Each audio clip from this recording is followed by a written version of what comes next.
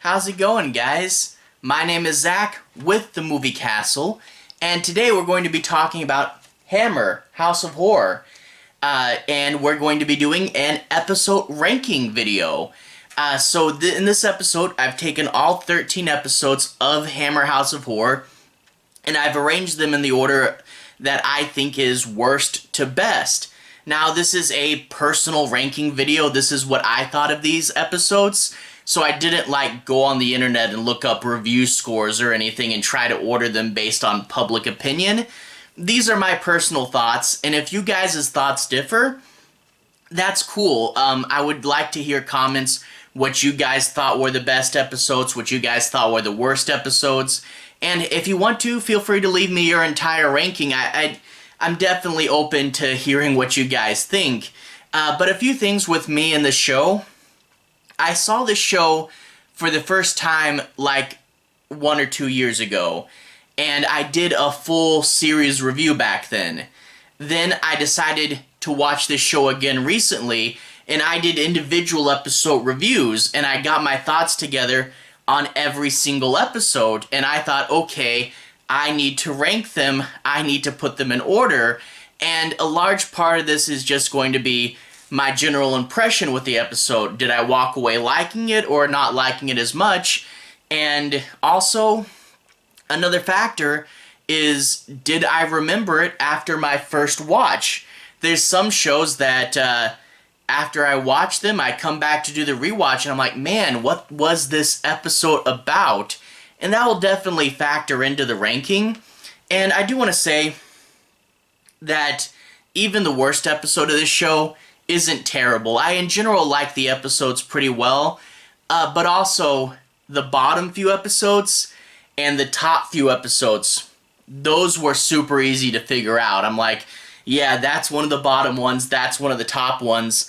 The middle, I'm less sure on. I spent a lot of time comparing them, and I think I got them in the right order, but the top and the bottom, I'm 100% on. In the middle, I could see shifting a few around, but anyway, without further ado, let's go ahead and do my episode rankings. Starting off with the worst one, and I feel that this one is pretty much definitely the worst one. Rank 13, the episode Growing Pains. This episode's about a kid goes into his father's laboratory, eats some chemicals, and dies a horrible death. The parents get a new kid, they adopt him, but the new kid's creepy.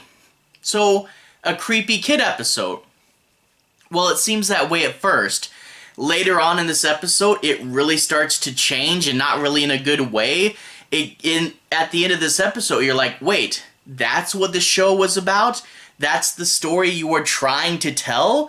And it just shifts away from being a creepy kid story to having more about what the father's doing in his laboratory, and it just comes off as a disorganized mess. And this is one that, between my two watchings, I had almost forgotten about completely. I go to do this rewatch and I'm like, Growing Pains? What was that one about?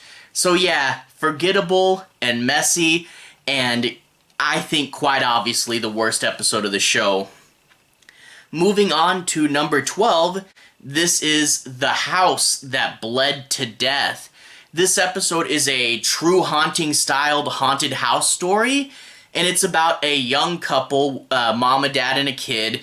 They move into a house that they, of course, get for way too cheap, only to find out the house is haunted. An older couple, the husband murdered his wife in this house, and their spirits are still lingering. Overall, this is an okay haunted house episode, but the haunting really, really sucks. A lot of the scares here are just finding the knives that the murder was done with over and over again. And then there's another scare where, oh no, the old man's false teeth are on my nightstand. It's really not the best horror. It's really not super scary. And it's not till the ending of this segment that the scares get to where they should have been, closer to the beginning. It's just super not scary, and in turn it feels really slow. And this episode also has a twist that I personally didn't like very much. I know some people will like it, but not a big fan of that. Anyway, moving on to number 11. This will be the episode Carpathian Eagle. Carpathian Eagle is what some people describe as a female Jack the Ripper story. There's a woman going around ripping out men's hearts. A cool killer concept. And then you also get the detective who's teaming up with this writer to try to figure out who's doing the killing. It's a mystery episode, but the problem is it doesn't do the mystery very well. You're told as an audience who the killer is way too early in this episode, and the detective, rather than doing detecting, he just happens to be listening to the radio, happens to hear a story, and that will just happen to point him in the right direction from the get-go. So he's not following clues or anything. He just hears the right radio story and boom, he's after the killer, right direction, right off the bat. So no mystery with who the killer is, no detective work. It's a mystery story without any real mystery, and that definitely hurts it. The killer in this is interesting. I did like her, but the mystery around her wasn't great. It's one of those characters that I wish was in a better episode. So the killer is why this one ranks a little higher than the last two, but man, that mystery was no mystery. Anyway, moving along to number 10. This is actually the very first episode of the show. This one is Witching Time. Witching Time's an okay story. You get this guy alone in his house on a rainy night, and a witch appears in his barn. You see, she had been about to be burnt at the stake. She used a magic spell to go forward into the future, and she escaped to modern time. And from here we get a few different types of stories. You see, you get the witch's story, which is kind of a fish out of water comedy. Ooh, this is the future, what's going on here? Then you get the husband who's trying to prove that a witch is haunting him, it's all real. And then you get the wife that doesn't believe the haunting's real.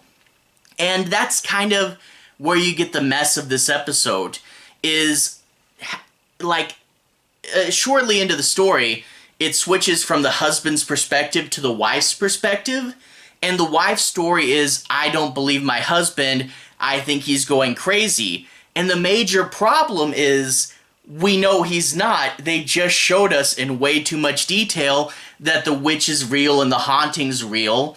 So you go from like a dark and stormy night to a fish out of water comedy to a haunting story where you think the husband's crazy. And yeah, it just shifts from perspective too much. If it had stayed a fish out of water comedy the whole time, that's cool, that's fun. Or if they hadn't showed us so much in the beginning and it was all about, is the husband crazy, that would have been good too. But as it stands now, it just shifts between ideas too much and a little bit messy. It's okay, but yeah, not the best thing ever. Moving on to number 9, and this is Children of the Full Moon. This is a werewolf story, and Hammer's only other werewolf story other than Curse of the Werewolf, which is a really great movie. Definitely go watch Curse of the Werewolf if you haven't. But this story is about a newlywed couple. They're going to their honeymoon. They get in a car wreck, and they find this mysterious house in the middle of the woods. An older woman with a bunch of kids, and there's a mysterious force outside, the werewolf. And overall, a really good setup and a really good first half.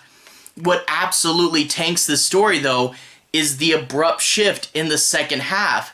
This is told in a 2-act structure for some reason, and the second half is not near as interesting and not near as memorable, and I completely forgot about the second half, and then I did the rewatch, and I'm like, oh yeah, this has that terrible second half.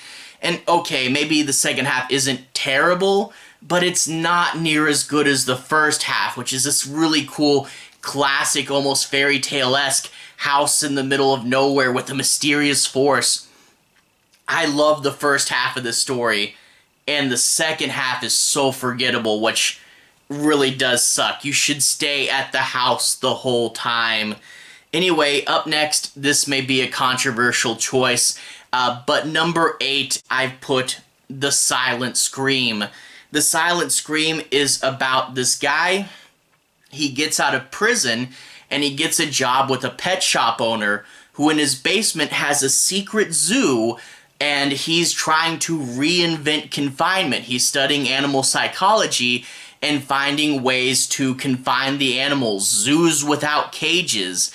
And what most people remember this episode for, the pet shop owner is played by Peter Cushing, Hammer legend.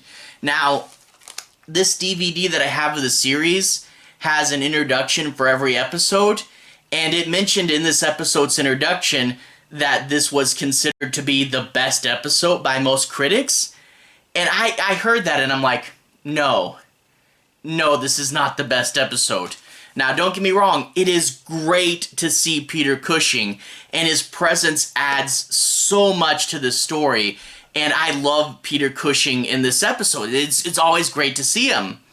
But outside of that, this is small-town London, and a zookeeper has a secret basement with lasers and force fields. It's wacky, it's silly. A secret laboratory underneath a small English town's pet shop.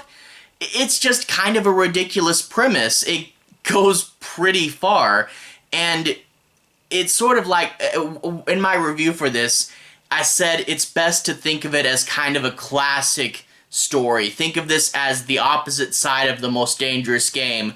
The Most Dangerous Game was about hunting. This one's about captivity. If you think of it as a cheesier, older horror movie, that really does help it. But it's still a pretty cheesy premise. Peter Cushing is great. The premise is still cheesy.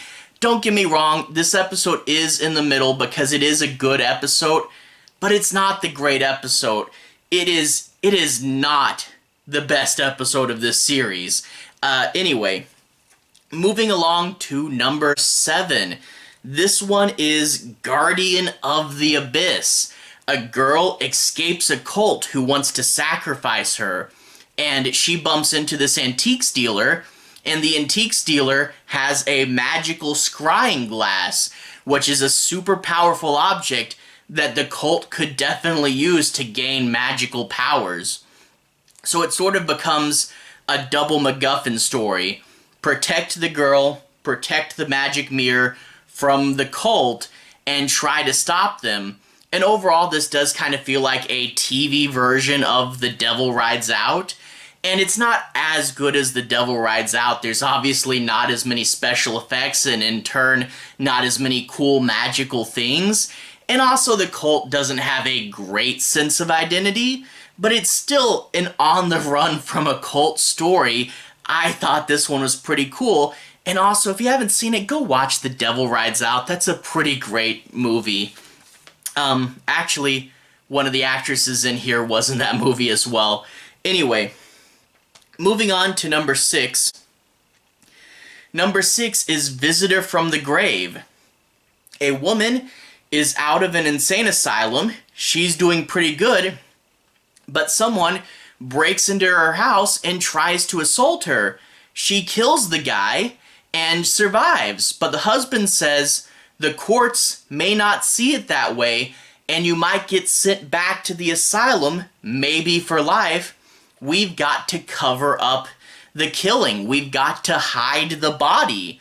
But not being able to talk about it, not being able to process it, the wife starts to get haunted by visions of the man she killed, and she doesn't know how long she can take it, and she has to find a way to get the ghost out of her house.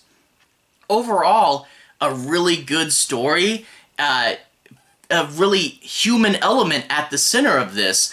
A woman that's not allowed to process things, also talks about strict government overreach. You know, it's a really good, really human-centered story, and plus a fun haunting story as well, a fun, try to get away with murder story as well. I really did like this episode. Fun ghost with a human core. Really, really good. Up next at number 5, The Two Faces of Evil. This is a really fun episode. You get a family, mom, dad, and little boy. They pick up a hitchhiker, and the hitchhiker attacks the husband, and they crash. The wife wakes up in the hospital, and her husband barely survived. He's been through surgery, he can barely talk. But as the days go by, the wife starts to think, what if they didn't pull my husband out of the wreck? What if they pulled his doppelganger out of the wreck? What if he's been replaced by someone else and he's not actually my husband? A lot of people, when this came out, they said they found it was a little confusing, but I think that's the point. It's supposed to be a little confusing. It's supposed to be surreal, and it goes to a pretty good, deep, and dark ending. But that whole imposter, I don't think this man is really my husband. You know, doppelganger stories are fewer and far between than they really should be. You know, you have Us, you have Invasion of the Body Snatchers. I definitely could always go with more doppelganger stories. And this one was pretty fun, little surreal, little bit of a dark ending. Gotta love it. Anyway, moving along to Charlie Boy. This guy's uncle dies. Him and his wife go to the estate and look through his collection of art, and the wife decides to keep an African fetish doll. Well, they accidentally unleash the spirit tied to the doll, and it starts to attack all of their friends, and their friends start to die in seemingly accidental deaths. It's not a murder, it's a horrible accident. Who could have predicted it? But they know about the doll, and they go, wait a minute, it's not an accident. Charlie Boy is killing them. And it turns into a proto-Final Destination. This is Final Destination before Final Destination ever came out. And I thought it was super fun, you know, the idea that you don't know what around you is going to cause the death, and, you know, just death could come out of anywhere. Obviously, it's not as, you know, built up as Final Destination would be, but it's super cool to see a Final Destination story essentially happen well before the movies. I don't know, this is an episode that I always had a soft spot for and I always really liked, and it definitely is one that really stuck with me between watchings. I really liked it. Anyway, episode 3 is a personal favorite of mine. It's the 13th Reunion. This episode is so good. I love it. The 13th Reunion, you get this reporter, and she's investigating a new weight loss clinic that she suspects is abusing the people who take the program. But she meets a guy there, they fall in love, but the guy dies in a mysterious car wreck, and the mortician says, hey, there's something else going on here. There's something big going on. There's a conspiracy. And oh man, this conspiracy. You don't know what's going on, and it's fed in little details, and you get more and more, and they never really say out loud 100% what's going on, but man, you know, and you're like, oh no, and it gets so dark, and it's such a great reveal. The ending to this episode has stuck with me so hard, and I really love this episode. Part of me wants to bump it up higher at the last minute, but we'll settle for number 3 right now. This is really, really good. Anyway, after that, moving along to number 2. Number 2, the band episode, The Mark of Satan.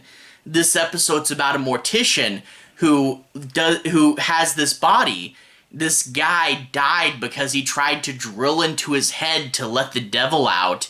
And after that, he starts seeing the number 9 everywhere, and he's convinced that there's a conspiracy against him. He thinks that a mysterious group of people is using him to unleash a disease made out of pure evil.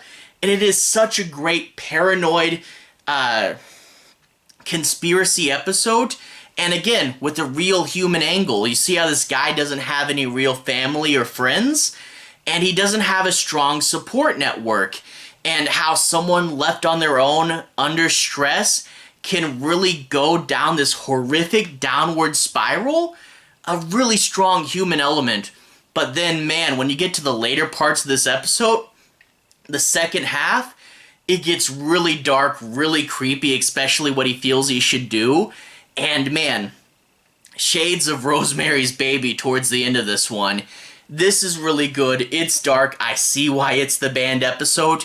And it's not on every single release of the show. So make sure you have all 13 episodes on your DVD. I know most of the newer ones do. Definitely check out this episode. Anyway, moving along to number 1. And number 1, I feel, is undisputed the best episode of this show. It's the most iconic. It's the one I think of when I think of this show. And it's the one I think you should show your friends if they haven't seen the show yet. The best episode of this show is Rude Awakening. Rude Awakening is about this guy, and he's a real estate agent, and he goes out to appraise what turns out to be a haunted house. But when things get scary, he wakes up. It was all a dream. Or was it? Because real life will start to get weird again, and he wakes up, and it was all a dream again. And again, and again, and again. He is stuck in a repeating dream loop, and he doesn't know what's real. And certain things will repeat and change from various dreams. In particular, he keeps hearing the phrase, "Why did you do it? Why did you kill your wife?" But he didn't kill his wife. What's that about? And again, certain elements, certain actors will be repeated, certain characters. In particular, though, one of the best characters in this episode, the secretary.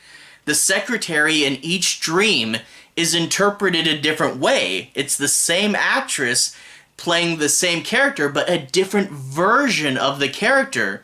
In this version, she's more of a flirtatious secretary. In this version, she's a 70s dancer girl. And in this version, she's a punk rocker, you know? So it's really cool to see the secretary change each time. A very memorable element, but there's several other things like the destroyed building sequence. Really fun, goes really big and over the top, super memorable, and a dream loop story. It's easily the best episode. Definitely, if you only get to see one, watch Rude Awakening. It is easily the best. Anyway, though, we just covered all the episodes. That's my personal ranking. If you guys have other episodes that you thought were better or worse than I thought they were, I'd be curious to know what you guys think. But this is my thoughts on the episodes, and if you want to know my extended thoughts, I actually will have a playlist pop up here in a minute. That'll be my Hammer House of Horror playlist, and you can see my extended thoughts on those. But anyway, to everyone who's watched so far, thank you for watching. To everyone who's liked and subscribed, thank you. You're really helping the channel out. I'll put the Hammer House of Horror playlist up here, and you can see my individual episode reviews for every single episode. Anyway, have a good day. I'll see you guys again very, very soon. Hammer House of Horror playlist on the bottom. Have a good day now.